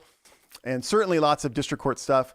Also was a special assistant U.S. attorney back in the 90s, prosecuting misdemeanors and other federal, kind of lower level federal crimes in federal court. And then also I was a federal law clerk. I worked for a U.S. magistrate judge in the Eastern District of California. So a lot of federal experience. And then I kind of moved to Los Angeles and did a lot of civil stuff. And that's what I did for majority of my career until 2020. January. I got out just in time when I left my firm and I decided to do online stuff full time. And so I wanted to kind of bring that experience to you guys. Having been a creator for getting close to 3 years now, I understand the concepts and the pressures that you have as creators, and then I try to kind of bring the law in subtly, not to overwhelm people. And that's one of the things that a lot of people say in consult. They're like, dude, I love talking to you because there's no one out there, no IP attorney has made YouTube videos for 3 years. No, you understand these pressures. You understand the things that I feel, I need to have this content on my channel, but does it violate fair use? And I can give them some legit on the ground, boots on the ground answers to those questions. So yeah. All right. Oh, I love this. Serendipity has another question. I'm trying to be consistent in putting out a few extras when I have time. I see others uploading 3 to 5 days a week. I'm thinking that's going to be a lot of burned out creators. So absolutely. Absolutely. Here's the key, I think, since substance is really what people are after from us, I think, just try to make your content creation as efficient as possible. I started out, and I still to this day, you can see it back here. Actually, I'll show you. Back here, I got lenses, I'm such a creator. And, I started out with lots of equipment, and then it's eventually getting smaller and smaller. I've reduced down my podcast to a podcast bag where I have a microphone that's USB. I have a webcam that sits on the laptop. All I need, and this setup right here that I have is a little bit more complicated, but it's not super complicated. I got one light, actually got 2 lights, and I have a couple cameras. And so I say, do it so that you can be as efficient as possible in your content creation. Don't worry so much about background music. Don't worry so much about all these cool, fancy things. Sometimes I get jealous. I see my friend Devin Stone of Legal Eagle. He's the #1 lawyer of any social media platform. He's the best. I love him. But he's super fancy, right? I mean, he has the means to be able to have all these cool effects and things like that. And I love it. I totally enjoy his videos. But I think more than all this cool stuff, I just love his analysis. He's super detail oriented. He really gets to the heart of issues, which is what I appreciate.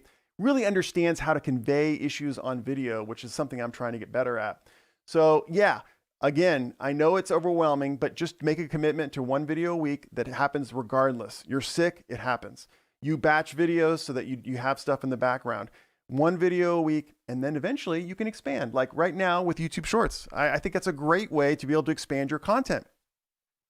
People are still figuring out what works on YouTube Shorts, and I will tell you that if you do the typical kind of long form content on YouTube Shorts, I don't think you're going to get the views.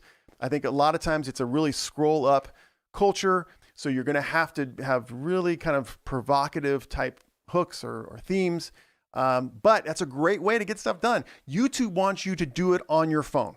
They make all these features that are available for YouTube Shorts on the phone. So don't get stressed out. Maybe get a ring light, but the YouTube audio is, or I'm sorry, the iPhone and the Android audio is just fine. YouTube is going to compress the heck out of it anyway. So it's not going to look that great. So make a plan. 1 6-minute video a week, 2 YouTube Shorts, 1 YouTube Short, whatever it is, and then keep up on your stories. And then pick a platform.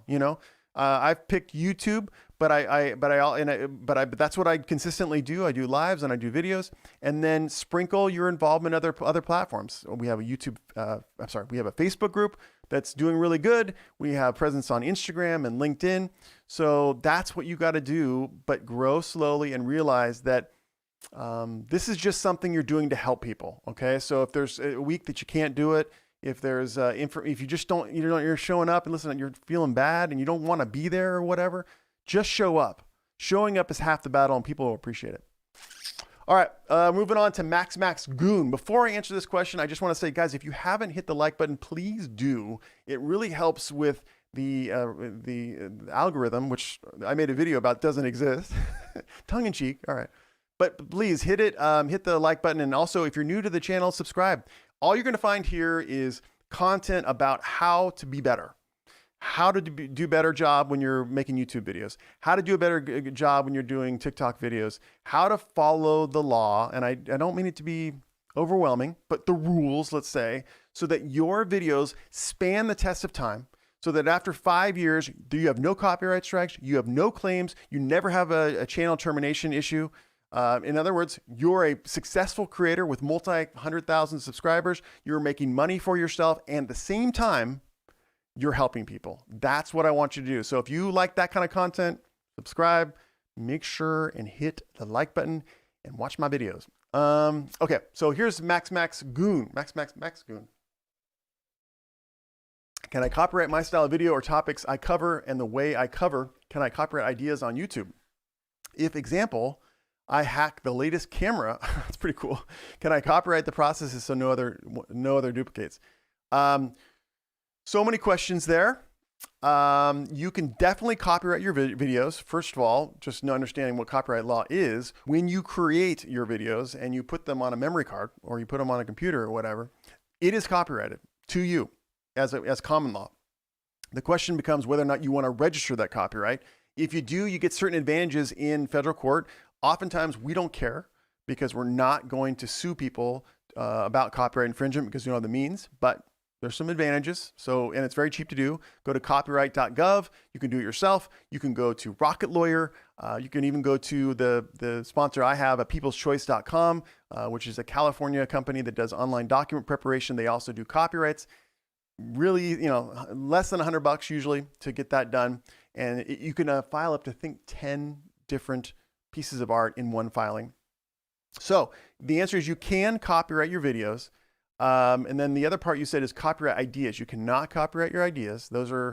That's your currency. I was talking to a creator yesterday in a consult and I was saying, the new culture right now is don't worry so much about intellectual property. Just worry about idea creation because someone is going to knock you off. Someone is going to take that idea. And frankly, in social media, it's great because the more similar content or the interest in a particular subject, the more views you get, the more access, the more publicity you get. So it's actually not a bad idea. Some people are super protective. Just create, if someone starts ripping off on your idea, you have an idea to hack cameras, which kind of sounds really interesting. I don't even know what hack cameras means, but maybe there's some cool functions you can make by getting into the motherboard of cameras. That's your idea. If someone pawns off and says, I'm the camera hack channel. Well, for the most part, that's cool because now they can bring their audience to your videos and maybe you can do collabs, maybe you can share, maybe you can do a hack off, whatever it is. I don't, sorry about that hack off. I just laughed at my own joke. Sorry. But yeah, so yeah, you cannot copyright ideas. And then the other part you were saying is, hack the latest camera. Well, first of all, you did announce your idea to everyone. So I think right now we're going to have a lot of people that are going to start hacking cameras, but, can you copyright the processes? You cannot copyright the processes that you do it. I think the best thing to do is to be first. Frankly, it sounds like an amazing idea, hacking cameras, but what about hacking lights, hacking computer systems, whatever? That sounds pretty cool. So yeah, the way you combat people stealing your idea these days is to come up with a new idea. If you start getting involved in trademarking this and copyrighting this and getting a patent for this, unless you have a new invention, you're asking for trouble because it's endless lawyer fees. You do not want to pay me money. Just a little money. All right, Serendipity's back. I create and edit and upload using only an iPad tripod, use all the free editing software. Well, then you are super duper smart because it's not worth it. Take it from me. I've had all the coolest stuff, and it's great. I love it. It's fun because I'm also a technological nerd. But if you're just trying to get your content out there, iPad's good, iPhone's good, Android's good. A little small Sony camera is good. They look great. Right now, I'm on a Sony camera. I don't believe in Sony cameras, by the way. I believe in let's see, is Canon cameras here? Don't I look better on this screen? Anyway, but yeah, anything will work. Serendipity talks about Lachey. Oh, she's talking to Lachey. Oh, we got Bear Claws. It feels like free use is a gamble or fair use. I appreciate your help trying to make sense of it. Bear Claws, absolutely. Fair use is a gamble. And actually, doing content creation is a gamble. There are no guarantees. There are no guarantees you're going to succeed. There's no guarantees you're going to grow. There's no guarantees you're not going to copyright claim. There's no guarantees you're going to get kicked off the platform. There's plenty of people out there for no reason at all get copyright strikes and get thrown off the platform. Matter of fact, in the terms of service for YouTube, they reserve the right to terminate your channel for any and all reasons. They can say you're commercially non-viable and therefore you're gone. So what does that mean? That means thank you for the opportunity that's been given to us with these social media platforms. I'm on here for free. I mean, you know what I mean? It's amazing. In the old days, I'd have to pay, $1,000 an hour or something. No, I'm on here for free. So thank you. But understand, I got to play by your rules, and that at any given time, if they don't like the foam wall, if they don't like the microphone, if they don't like the beard or something, boop, Ian's gone. All right. So I know that going in. And so therefore it's cool. I go, okay, I got to play by your rules. There's some ambiguities that I can massage. And that's one of the things that you might learn when we do our consults together. And you can schedule those at iancorzine.com if you ever want to speak to me directly about your channel or about your videos or about, fair use questions, things like that, brand deals coming up. But you can massage the things, but the rules are the rules. So it is true. It's a gamble. And so a lot of times when people say, can I do this? They want yes or no. They want a black and white answer. And most of the time I say, your risk is lessened if you do this. Your risk is increased if you do this. That's how I answer questions, because when you use third-party content without permission, I mean, it's a gamble. Even in conventional court law, in other words, when someone is trying to claim fair use of a painting or of a book or something like that, it's a subjective call that the judge often has to make. It's fair use to this judge. It's not fair use to that judge. So it says, Christian Nation says, are your live chats available to rewatch? Yes, they are. I put them all up and you can watch them again, put comments in, I'll respond. I do my best to respond to the comments I get. I really value the time that you spend here. And I also value the time that you spend in the comments. I have an aberration. There are sometimes negative comments, but I will say 99% of the comments I get are from thoughtful people who really have a question that they want to ask, and it's a valid question. I'm blown away. I'm on my computer responding to comments. I'm like, oh, I never thought of that. That's a really good question. And I do some research and I can get back to you. So please, rewatch. Give me the comments on the videos. Tell me what you think. I also am open to a lot of feedback. Did you explain, Ian? You didn't explain that well. Please let me know. My goal is to be the best communicator I possibly can be in life, and so sometimes I don't do that. Maybe most of the time. So okay, let's see if there's anything else. Oh, the hack part.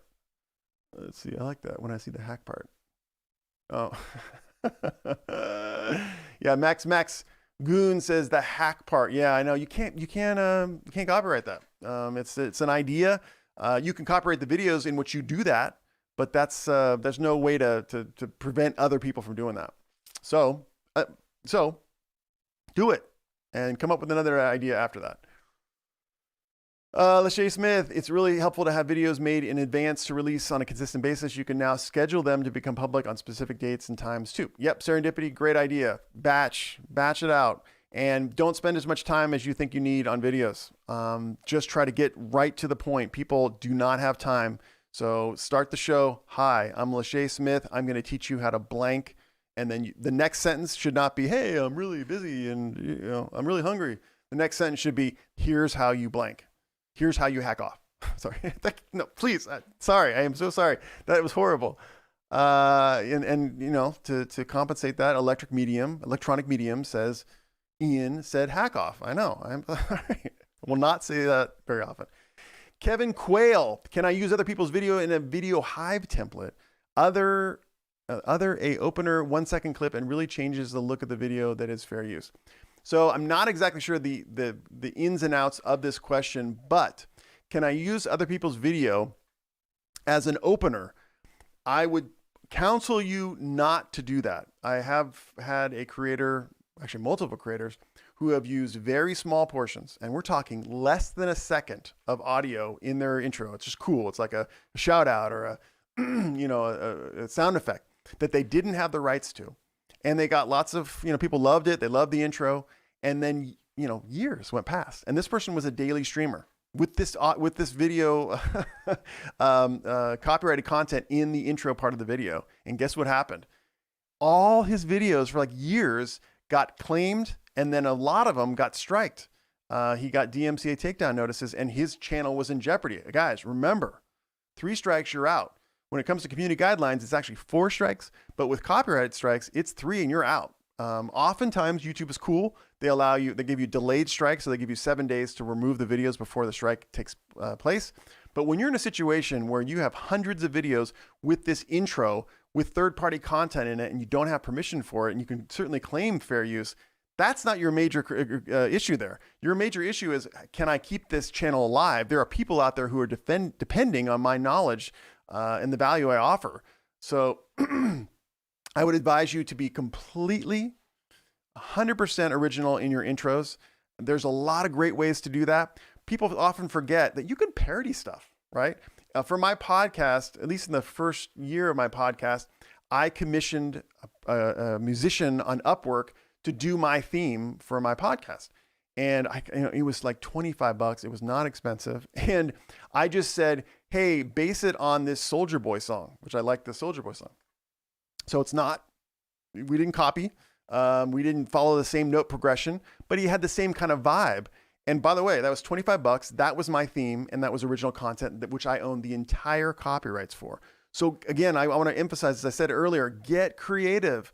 If you think you need this copyrighted content in your intro, is there anything else that'll suffice? Will anyone even know? Why not just own the rights to that content and put it in your intro and then sleep well at night and never worry about, oh shoot, I'm going to wake up to this TRILLER versus H3 podcast lawsuit, which we kind of got past that. So if you have questions about that, let me know.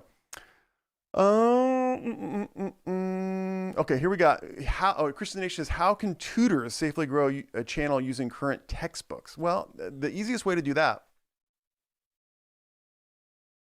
is to describe with words or to get art done. Again, question, whenever you do stuff in life that's important, think about why you're doing it. What is it for? And when you're doing tutoring and you're trying to help people and you want to bring in other materials, are you just shortcutting? Are you just trying to, are you being a little lazy? Like I want to show this concept, so I'm just going to show this book page on the screen.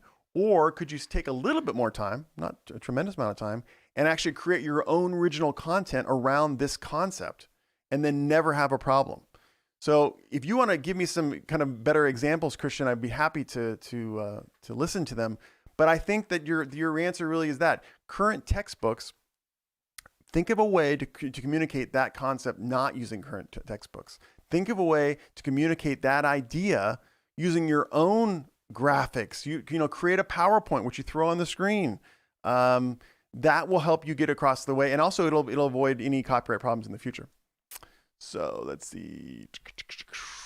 Max Goon says, making a Canon do more than possible check out R5 hacker. Interesting. Well, maybe it says R5 hacker. So I think, because I'm a Canon person, I know that refers to the Canon EOS R5, which I have actually somewhere here. And that sounds interesting. All right, we'll check it out. Thank you. We already had that comment. Let's see, we got another comment here. Israel a Vision. Thank you, Ian, for your great info. I'm looking to grow my platform, Israel a Vision.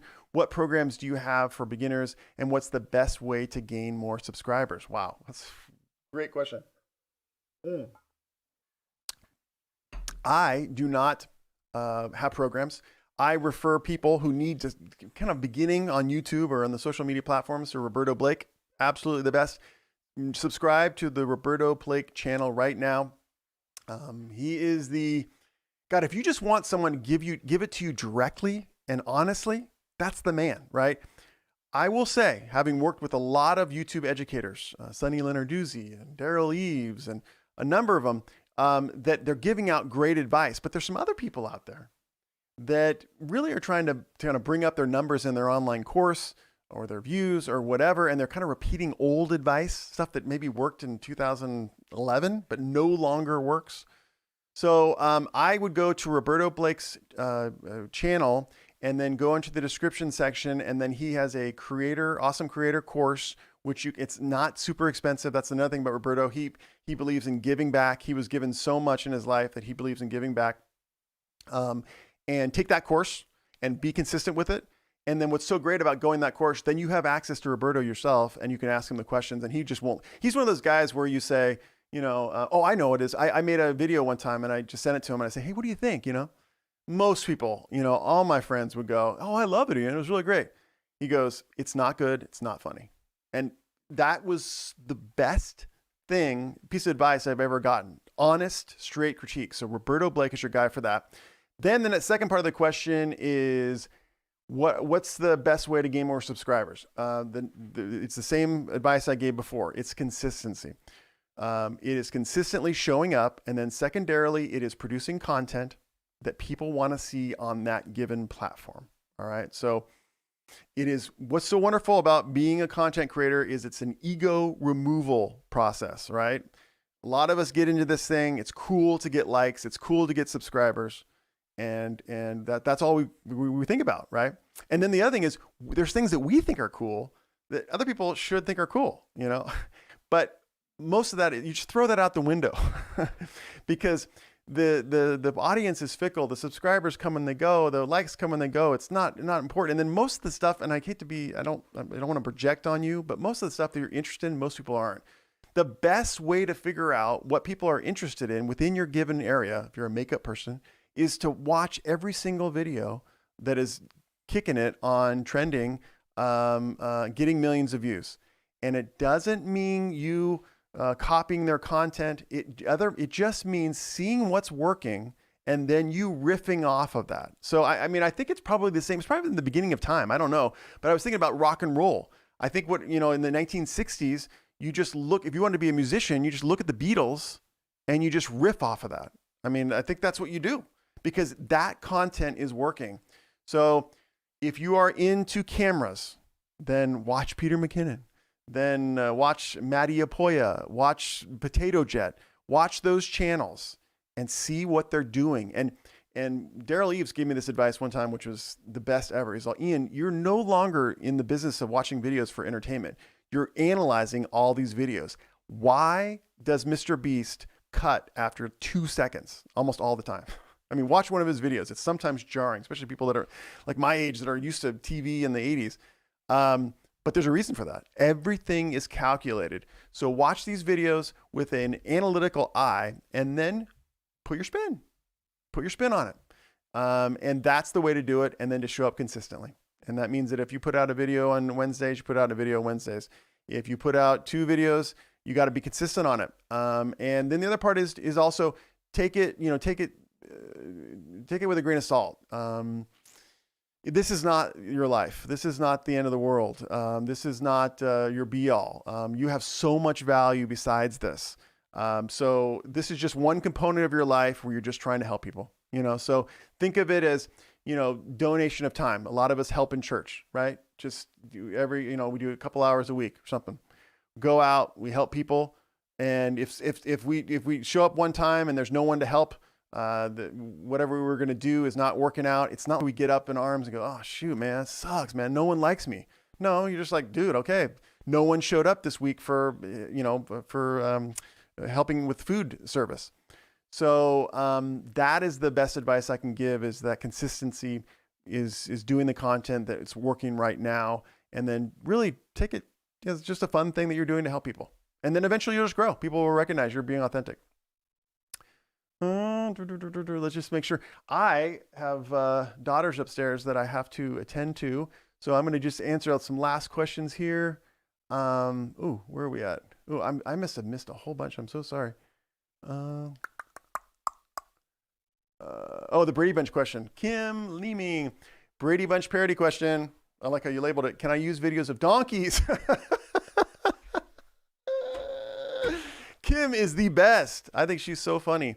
Can I use videos of donkeys looking at each other as the family rather than humans? If yes, can I use the original tune with different words? Didn't you already ask this question? I thought that was the same question. We had a whole live stream a week or two ago about donkeys and the Brady Bunch. You wouldn't think the two concepts would go together, but they do when it comes to Kim.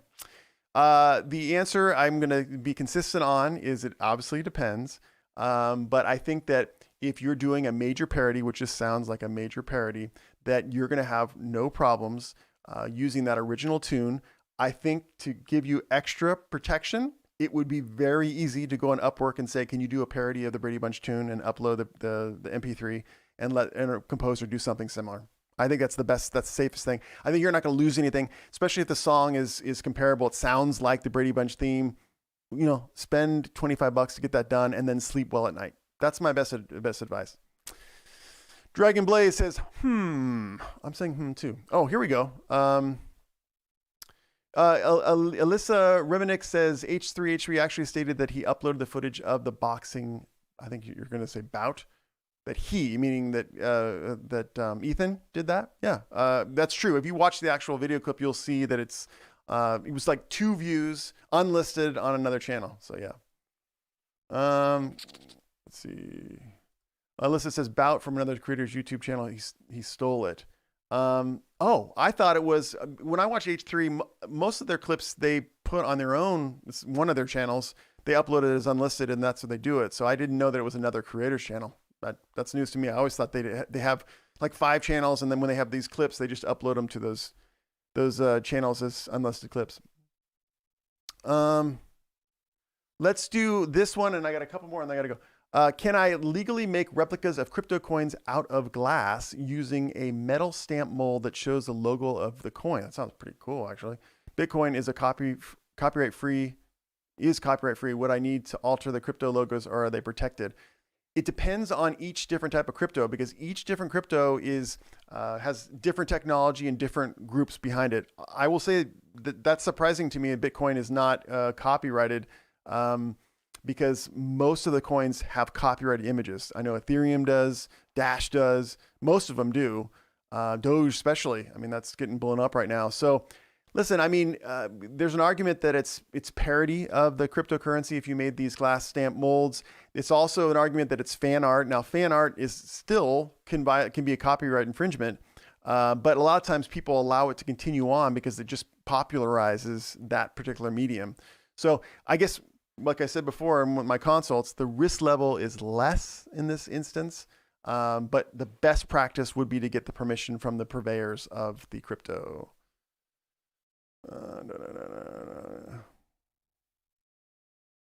Oh, yeah.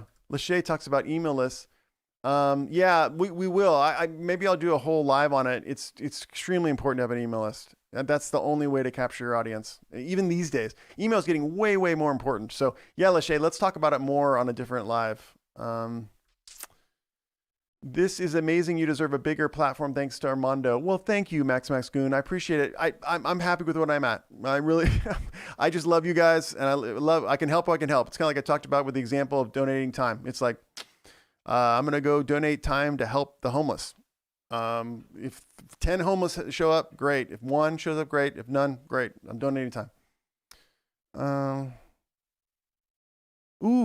Neff Costanza. I love this one because I'm into this restricted. I'm going to do a whole live stream on restricted videos because Roberto Blake taught me some major stuff a couple weeks ago about restricted videos. You're not going to want to miss that one.